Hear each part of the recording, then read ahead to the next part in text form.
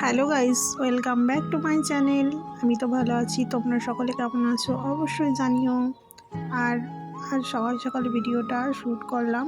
আজ যেহেতু ছেলে স্কুলে যায়নি, তাই তোমরা সকলে দেখতে থাকো যে ছেলে স্কুলে না গেলে যে আমার ঘরের অবস্থা ও কী করে। ওর স্কুল পড়া না থাকলে আমি যতবারই ঘর গোছ করি, ও সারাদিন ঘরগুলো এভাবেই করতে থাকে।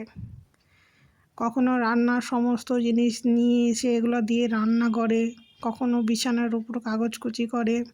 আর এখন চলে গেছে বাইরে। আর বাইরে যে চামচগুলো লাগানো আছে সেগুলিও পারার চেষ্টা করছে, কিন্তু পারছে না।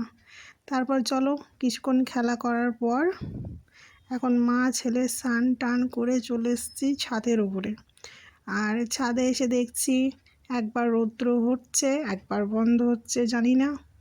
লাগছে মেঘ মেঘ করছে, ওয়েদার বৃষ্টি হতে পারে। এভাবে কিছুক্ষণ ছাদে থাকার পর এখন নিচে যাব, কিন্তু ও তো নিচে যেতেই চায় না।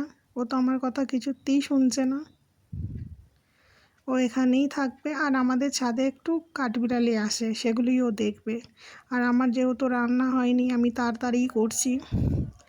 আর এদিকে এসে ভাতটা আগেই বানিয়ে নিয়েছিলাম, আর এদিকে কিছুটা ডিম সেদ্ধ করতে দিয়ে দিয়েছিলাম। আজকে সেরকম কিছু রান্না করব না, শুধু ডিমের ঝোল আর ভাতই রান্না করব, কারণ আজ একটু তাড়াতাড়ি রান্না করব। আর ও যেহেতু ঘরগুলো নোংরা করে রেখেছে, সেগুলো পরিষ্কার করতে হবে। আর রান্না বান্না শেষ করে খেয়ে দিয়ে একটু রেস্ট করার পর ও বেলার দিকে ছেলেকে ডাক্তারের কাছেও নিয়ে যেতে হবে, যেহেতু ওর সামনেই ফাইনাল এক্সাম আছে। ডাক্তারের কাছে না নিয়ে গেলেও নয়। আর ওর কাশিটা কমছেও না।